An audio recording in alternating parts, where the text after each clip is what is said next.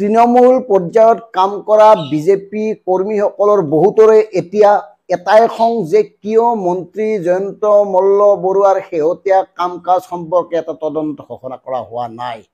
মন্ত্ৰী জয়ন্ত মল্ল বৰুৱাক বচাবলৈ গৈ লাহে লাহে ডক্টৰ হিমন্ত বিশ্ব শৰ্মা ডাঙৰীয়াৰ জনপ্ৰিয়তাও কমি আহিছে।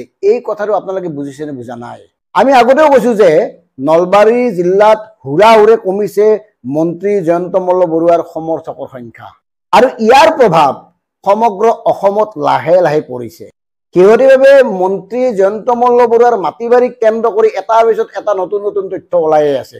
26 বিঘা, 35 বিঘা, 39 বিঘা, 125 বিঘা মাটি বাৰু পত্নীৰ নামত ৰাজহাৰ্য ফাৰ্ম গিৰ গাই সকলোবোৰ বিষয় এনেভাৱে চৰ্চিত হৈছে, অথচ মুখ্যমন্ত্ৰী ডাঙৰীয়াই তেখেতক বচাবলৈ গৈ আছে।